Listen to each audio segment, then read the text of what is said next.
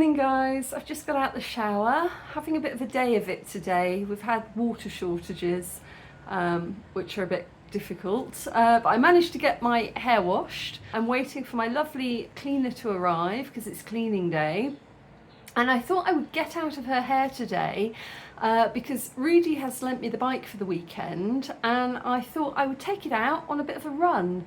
I'm just looking at the sky though, it's looking pretty overcast, but we'll see how it goes. It's a bit unpredictable with the weather in Rwanda. Even when the weather forecast on your phone says that it's going to pee it down, often it won't, or if it says that it's bright sunshine, then you'll suddenly hit a massive thunderstorm. So it's not always easy to tell, but hopefully we'll know by the time I'm ready to go out. And I found a couple of places that intrigued me, so we're going to go and see if we can find them.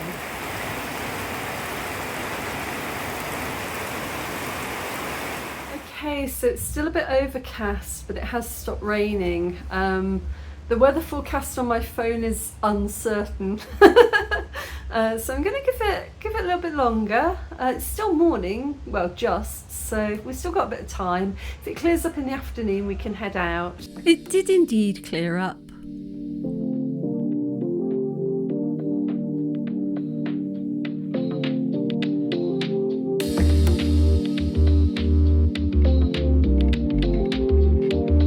We're heading out of town through Nyabugogo.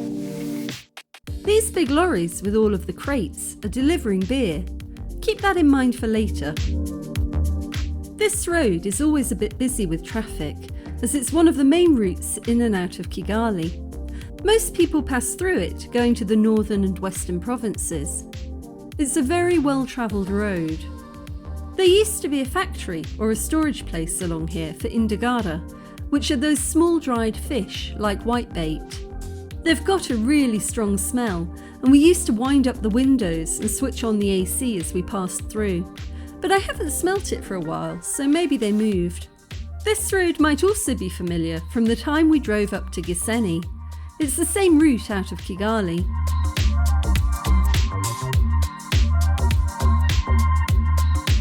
I'm just going to swing into this petrol station to check that I am going where I think I'm going.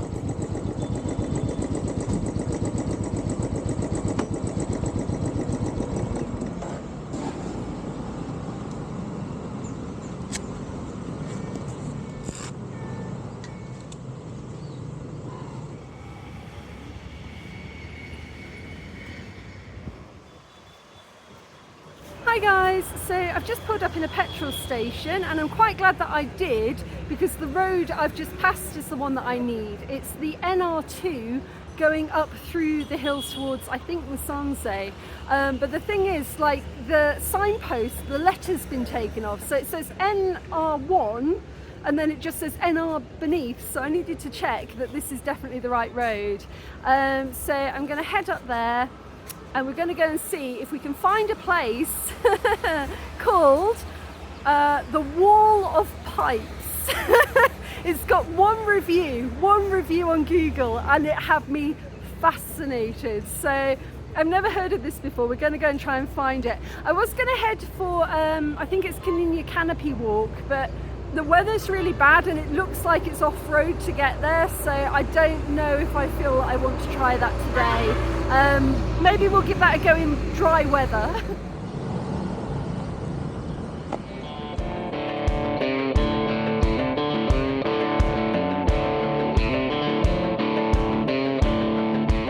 So, time to head up the hill. This is a really nice road as you climb up into the mountains. I always get a sense that I'm starting an adventure when I head up this way. You remember how I mentioned those beer lorries? Well, here's one in not such good condition. All the beer on the floor. That's a pretty common sight in Rwanda. You see lorries in every position you can imagine. I had a friend who used to drive these, and I asked him why it kept happening. He said sometimes it's just inexperienced drivers, a lot of young lads looking for work and not understanding that lorries behave very differently to smaller vehicles. But he said a lot of the time it was the hydraulics. You'd go to hit the brakes and discover there weren't any. All along the side of the roads, you have really deep drainage ditches. It rains pretty heavily here, and those help to channel the water down towards the rivers.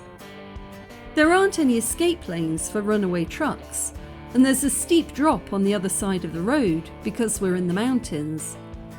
So many of the lorries end up in those drainage ditches. It completely buggers the lorry, but better that than hurtling downhill with no brakes.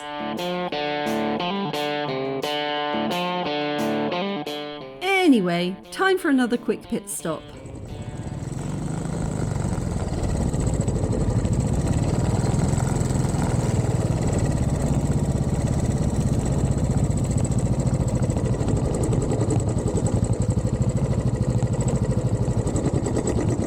And here we see the wild Enfield in its natural habitat, grazing on the open forecourts of Africa. Hi guys, so I've just pulled over again. There's a little side road down there which apparently goes to the wall of pipes. So I'm just going to head down there. I'm definitely in need of a phone holder. I'm getting a bit fed up of sort of pulling over and looking at my phone every 5 minutes. So definitely if I am buying a bike, I need to get a phone holder. But yeah, thankfully I know the area kind of a little bit, so it's not too crazy. But yeah, let's go.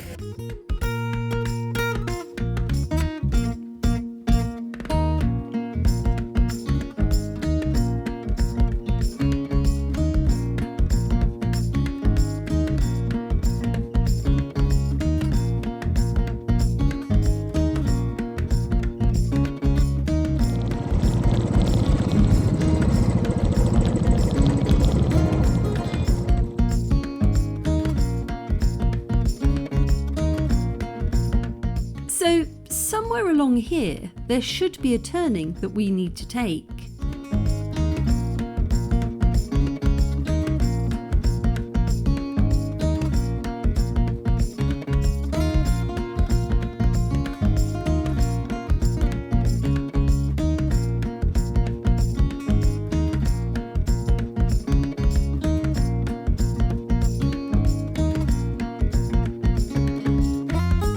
Here we go.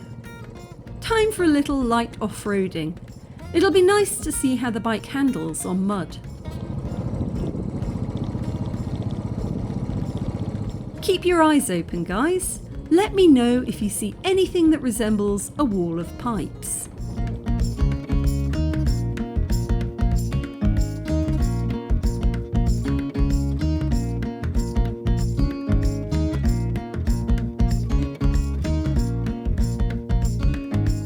I feel like it's supposed to be around here somewhere, close to the road. But let's continue for a bit and see what else we can find.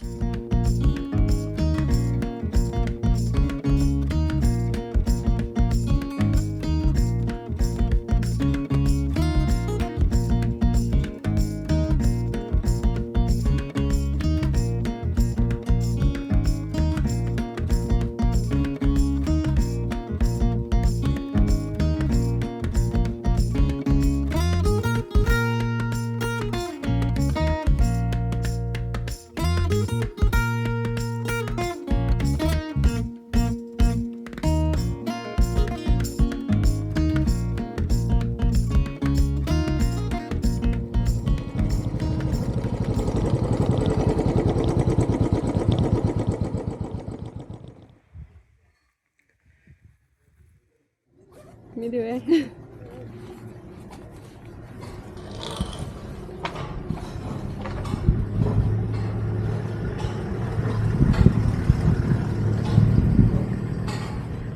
So we've just done a little bit of off-roading.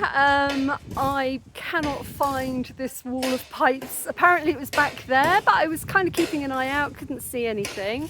There's a couple of little tourist lodges here, but the entrance into them doesn't seem to be too easy. Not too bad, but not too easy. So I'm not too sure what to do now. I think I'm just going to go back to the main road and carry on for a bit. I'm going to keep an eye out on the way back down, see if I can see it, but if not, we might just head back to Kigali.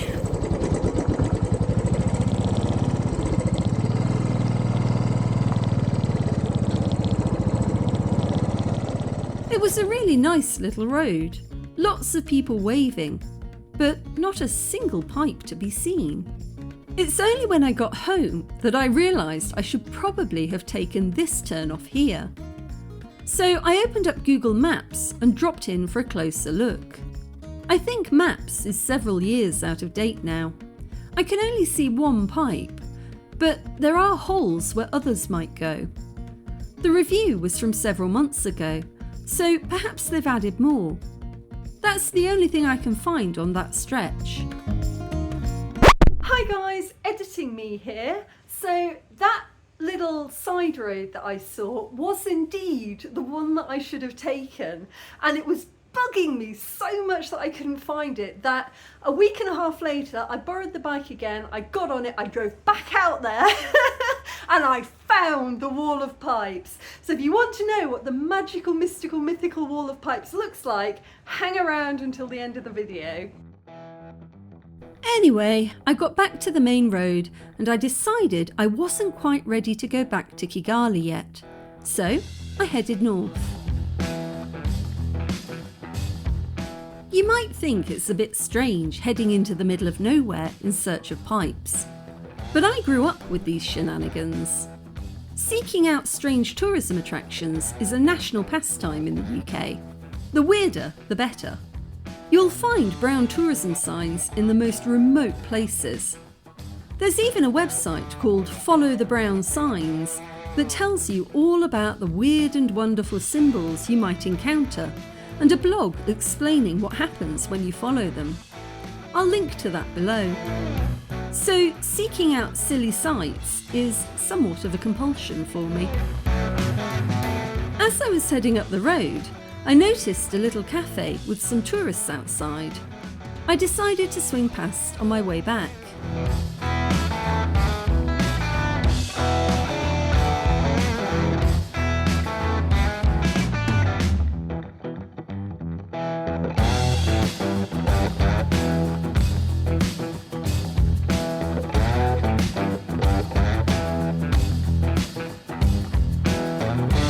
I felt a little bad for these attendants.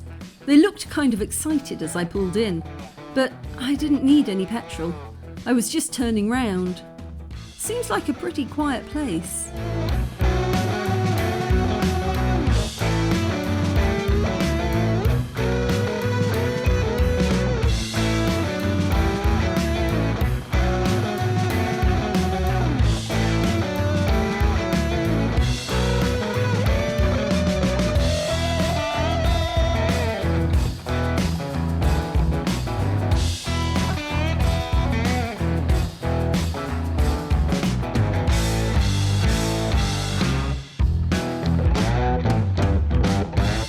And here's the cafe.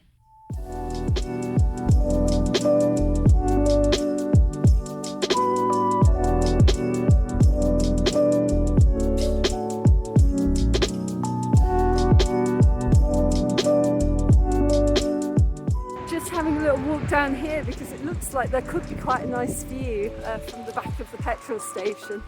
Come have a look.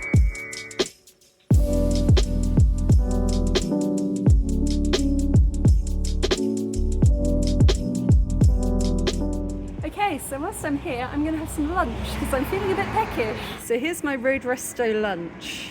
I've got coffee, I've got a cappuccino, a Snickers, I've got some chicken, and I've got a Rolex. So if you don't know what a Rolex is, it's a kind of a Ugandan favourite, I think. It's a chapati with an omelette rolled up inside of it. It's quite common, quite good street food. So yeah. Doesn't go around your wrist, doesn't tell the time, but it does fill you up. Okay, let's give it a go. So try the Rolex first.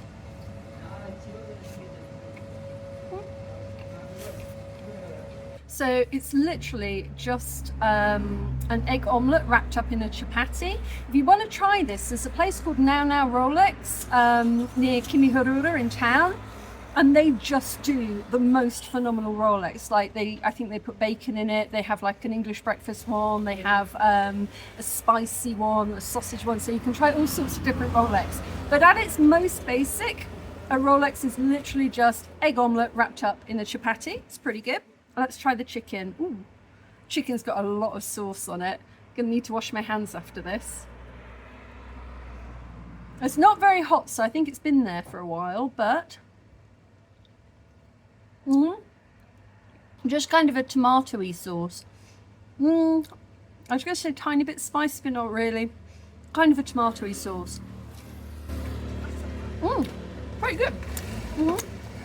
You can see how much sauce there is though. Turning everything orange.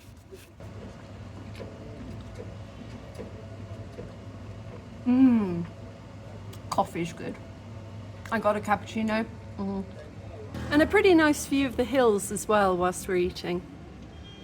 Gonna save my Snickers till I get home. That's gonna be my congratulations for getting through Kigali traffic prize.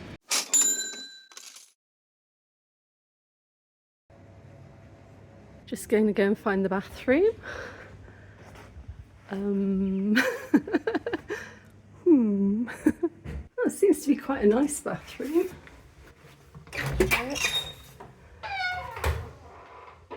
It's a lovely bathroom. Proper sit down one, toilet paper, nicely decorated, smells nice. Oh, that's good. Let's take a little look in the gift shop.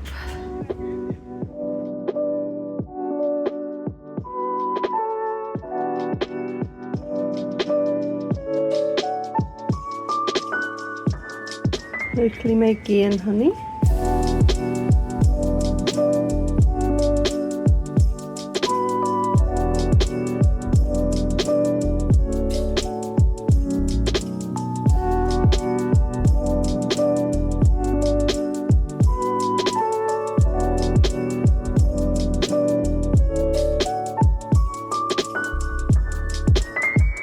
I love this hill here with all of the houses on it.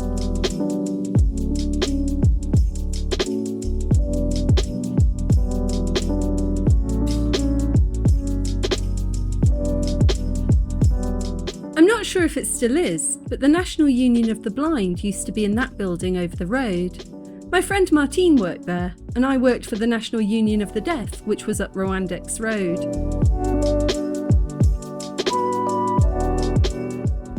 Hi guys, it's about a week and a half later, and I just borrowed the bike again. I couldn't help it, I couldn't get it out of my head. I felt like I was so close. So I came back to that turning that I felt I should have taken, and I took it, and 2 seconds later, look what I found.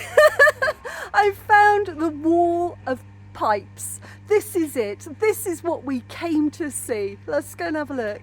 Look at all of these pipes. Look at them. There's hundreds of pipes. Well, maybe about 20 or 30. It is just magnificent. I've never seen anything quite like it. There's some pipes there, and there's some pipes there. Anyway, have a good one. Oh yeah, And there's somebody already asking me for money. And there's some more pipes here. I mean, it's just pipes galore. Have you ever seen such a glorious piping sight in your life? Ah, and have you ever seen such a glorious bike in your life? And there's a really nice view from here as well. You could bring yourself a little seat, little table, some sandwiches, sit and look at the view and the pipes. I mean, it's got it all really, got it all. So there we go guys, it doesn't disappoint, we've found it, we've found the wall of pipes. Rwanda needs more like this. It needs more folly, more frivolity. Oh, we've got a child in the background.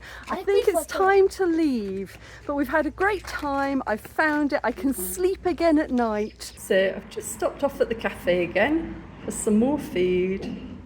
So there you go, guys, I found it. I got a really good look at it, but then I kind of had to pack up and leave because a couple of people had already come and asked me for money, and there was a group of small children, really small children, and they were trying to climb on the bike. And I thought they were going to tip it over, but also the tailpipe gets really hot. You know, when you're driving that bike, it heats up really hot along the back, so it really wasn't safe having a lot of children trying to touch it. So had to kind of hightail it out of there, but it was cool. I'm glad that I saw it, and I recommend if you're on the Musanze road going from Kigali to Musanze, drop by, take a picture, leave a review.